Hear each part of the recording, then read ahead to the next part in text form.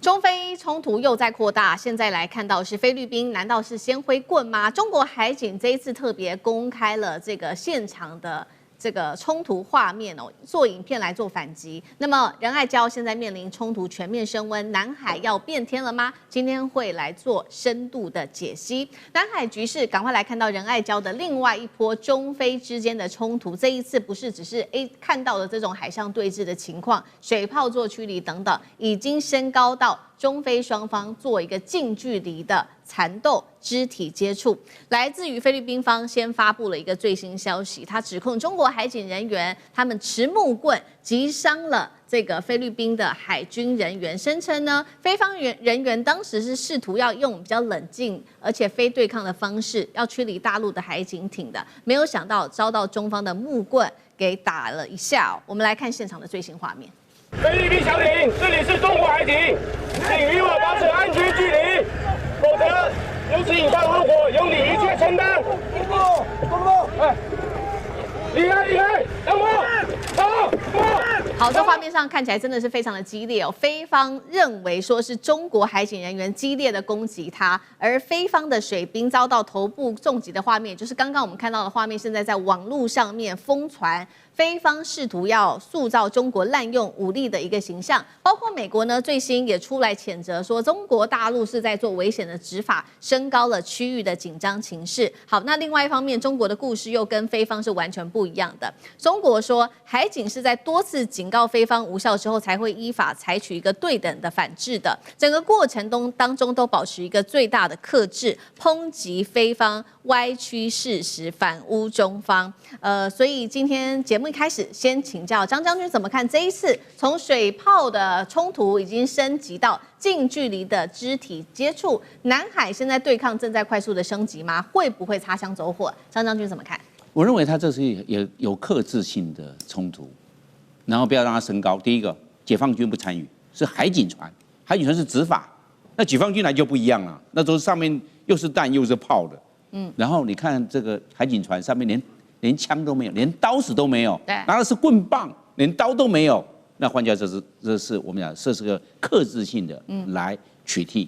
菲律賓馬德雷山號，它這兩艘這個橡皮艇，中國大陸是小艇的，上面8個人嘛，拿的是棍棒。然後注意到都有做錄影，都有做錄影存證，所以那我們知道，既然有錄影存證，那這個的衝突就是克制型的衝突。那中國大陸為什麼在這個時候要這個把這個取締的手段增加呢？我認為時機對了，時機到了。第一個，這個南海仲裁案剛好今年是滿10年，而且是這個月滿10年，滿10年，菲律賓在這方面想要這個類似大張旗鼓、大肆宣傳。那中國大陸人在這個時候沒有動作嗎？就看菲律賓好像在那邊這個大肆宣傳，在這個宣傳戰上面好像要取得優勢。中國大陸想想看，那這個時候不出手，何時出手？第二件事情。就是美國的海岸巡防隊也派了這個船進駐到南海地區，那美國派到新加坡，也到菲律賓，那你這個是針對的目標是誰？針對的是中國大陸。那中國大陸想說，你都派這個那個域外的國家都派了海岸巡防隊的船只過來，那個中國大陸在這方面會退縮嗎？如果這個時候中國大陸沒有做表態，要不是說中國大陸認為美國派的船是有用的，那表示說對我來講產生後作用，中國大陸要表示你派這海岸巡防隊過來這邊想要幫助菲律賓執法是沒用，我照樣執法，我照樣取締，我照樣實施更積極的驅離行動。是，這個表示說我就讓美國來看這一場衝突。那美軍有沒有介入？美國海岸防衛隊不在啊。第三個最好的時機，現在美國跟伊朗在衝突。美國的焦點都在中東地區。你這個南海地區啊，菲律賓你乖一點。我現在重點是在中東地區，我在那個雙海峽、荷姆斯海峽跟曼德海峽，我很傷腦筋。你現在乖一點。我現在沒有分身乏術，我置重點不是在南海，是在阿拉伯海，是在荷姆斯海峽，是在我們講的波斯灣。這個時機要什麼？中國大陸這個時機要出手。因為等到伊朗中東地區的這方面的衝突告一段落，那焦點會過來啊。所以現在來看的話，中國大陸這3個盤算，所以是克制型的、棍棒型的，是小規模的衝突，並不會擴大。好，中國大陸有選擇時機針對於這個菲律賓來做一個出手，那剛好南海仲裁10年，這是一件事情。第二件事情還有這個停在仁愛礁的馬德雷山號一停了20年，所以中國大陸是不是現在也想出手了呢？我們稍微回顧一下，它當時停的時間是在1999年，菲律賓它刻意將2戰時期登陸艦剛剛提到的馬德雷山號就給它擱淺在仁愛礁了。那他說是單純的技術故障，結果這一放就放了20年。那菲國人員長期在這邊呢駐守，包括他們的人員還有軍事補給，成為中非南海主權最敏感的一個地方。那中國大陸為了要趕走這艘船，也用了一些方法，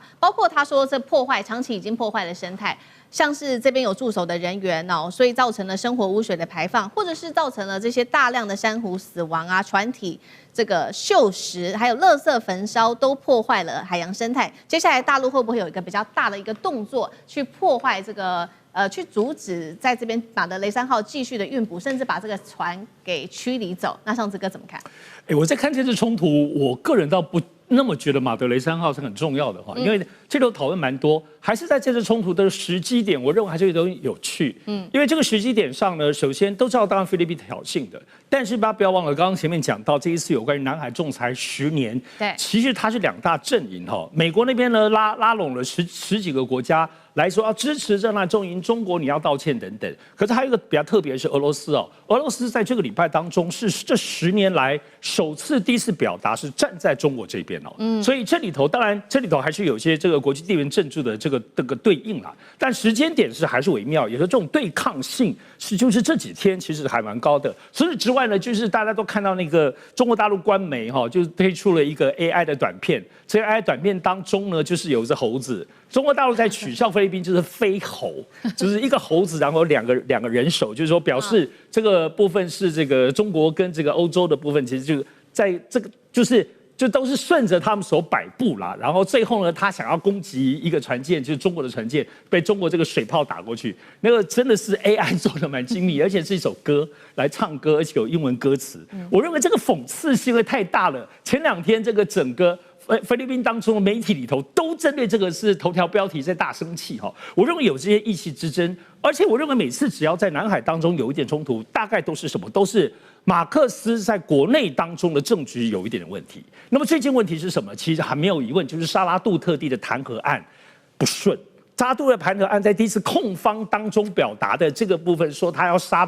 馬可斯這個東西，就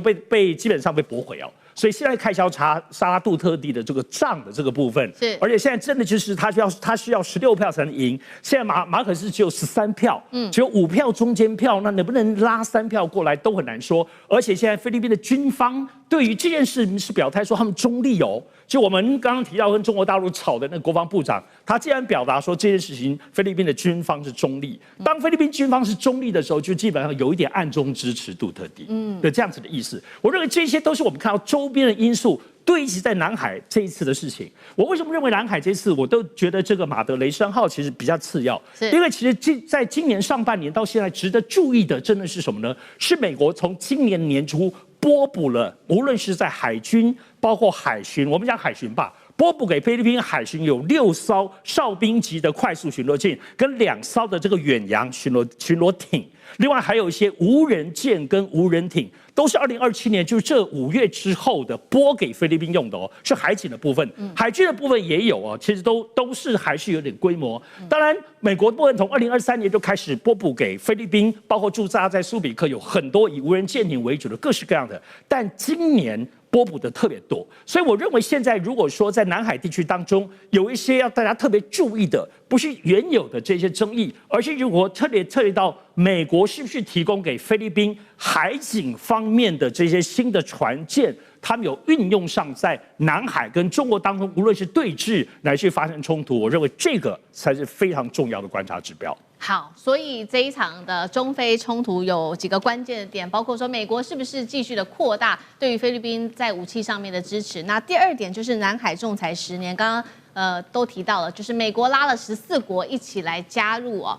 針對中國大陸。那中國大陸的部分這次首次有了俄羅斯來幫忙支持表態。那這個仲裁案的最大爭議點，接下來會如何發展？那這個還有中非現在呢，其實外長在這個東協即將會面，這是中非外長睽違2年之後首度的坐上談判桌，有沒有什麼可以特別關注的部分？謝大使怎麼看？对，當然中非之間最大的問題就是這個南海的主權的這個爭議啊，因為事實上菲律賓事實上它是在擴權啊，因為菲律賓在這個從這個西班牙的殖民地被交給美國殖民做美國殖民地的時候，曾經有一個水域的一個怎麼樣一個界限，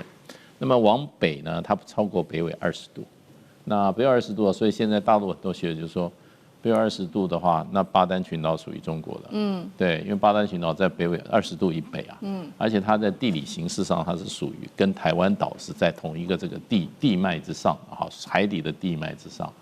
所以再往西邊的話，事實上它現在這個巴拉望島，事實上是不是屬於菲律賓都有問題。所以菲律賓不能說獨立以後突然說這個南海的主權都是它的，因為靠近它。因為事實上的話，當時對於菲律賓這個領土範圍的時候，比較明確的一個證據就是，當時西班牙交給美國的時候，他那個所繪制的菲律賓的範圍，那個是應該是最權威的。所以菲律賓對於南海來講是沒有任何歷史法律的根據，就在胡鬧的。哎，靠近你家就是你的。那這個世界如果用這個原則的話，那它老早大亂了，對不對？那是不是與那國島靠近台灣也屬於台灣啊？對啊，它離日本遠得很啊。是。所以這些問題就變成就是說，菲律賓那最近它這個所謂的2016年的南海仲裁案10週年，你知道美國幫他拉了14個國家一起表示支持，就這14國家裡面沒有一個除了菲律賓以外都不是南海周邊的國家，還跑到什麼愛沙尼亞，什麼立陶宛。那個在波羅的海，離南海根本是這不叫108000里的。而更有趣的是，南海周邊的國家除了菲律賓外，沒有一個國家加入美國說你那個2016年的什麼南海仲裁案，我來重新支持你，沒有聯署就表示不支持啊。美國搞這種東西就是50K啊，你們都來支持。越南支持沒有？越南沒有支持。對，馬來西亞有沒有支持？馬來西亞沒有支持。印尼有支持嗎？印尼也沒有支持，所以這個是根本就是從這些周邊國家都不支持的，然後就是一場鬧劇嘛。那對我們來講的話，更荒謬的，他居然說我們那個太平島是屬於島礁。你知道這場審判不但他在程序上他沒有管轄權之外，他那個實質的審案，他的實質的裁決更荒謬。別的我們就不說了。太平島他說是屬於島礁，你知道太平島是完全符合國際海洋法公約第121條，是屬於島嶼，而且是可以作為劃設領海基線的島嶼的。因為121條規定非常清楚，有3個條件。第一個，島嶼為自然形成。日本在那個沖之鳥那個一塊礁石裡面，他給它旁邊用混凝土把它搞成那不算島。太平島自然形成，然後呢，高潮時浮出水面，那是絕對是事實。第3個，它怎麼樣？它能夠維持人類在上面的經濟生活。你要簡單的就說你要有淡水了，你要可以種植一些作物。哎，我去過太平島，我本身去過，0.5平方公里，上面既有井水可以維持這個井水，另外它的土壤也可以種蔬菜。也可以種椰子，那上面椰子樹一大堆啊，所以就變成這個裁決居然說我們的太平島，不符合121條，那不就是當時馬英九總統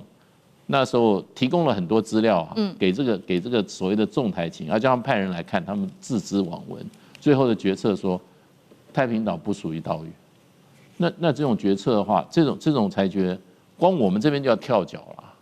對不對？你這是什麼裁決啊？你看到你等於是指鹿為馬，對不對？你明明看到這個事實擺在眼前，你都給他說不存在，那這種判決不是一個笑話嗎？所以不要講這2點就已經讓人家覺得真的是根本就是一個胡鬧。而且稍微有一點常識的都知道，仲裁一定要雙方同意。對不對？而且雙方同意以後，仲裁庭，而且要選擇在哪裡仲裁，你可以選擇仲裁地點，你還要選擇仲裁員，也是由当事方大家來選的。請問一下，這個根本沒有人參加，只有菲律賓一方參加的，你這個庭就不能成立啊？那你怎麼最後還有成立，還做了一個判決？而判決這麼荒謬的，連太平島你都把它說成是島礁，所以呢，這個完全是怎麼樣？一個政治性的一個案件，完全沒有法律的合法性，不合法啊。然後呢，也沒有任何拘束力，就是一場政治鬧劇。所以呢，不但這個國際社會只有少數聽從美國的這些小國來加入聲援，10年以後也不就14個國家。那最重要的是，所有在南海周邊的重要國家，沒有一個是對這個什麼10週年，人家沒有任何表達，也就是說，就是一場鬧劇。好，謝謝謝大使。那我們休息一下，馬上回來。觀眾朋友們，我們要開會員頻道啦！因應呢美中、中東還有印太的亂局，你看到的是新聞，我們看到的是背後誰在操控這個世界。加入會員可以取得獨家視角的通行證，你將優先取得更深的觀點判讀，包括了核心真相分析、歷史脈絡拆解、局勢推演邏輯。同時解鎖會員勳章、優先互動權、問題解析、幕後花絮，支持我們制作高品質的影片。點擊下方的加入鍵，一起成為戰友吧！我們會員頻道見。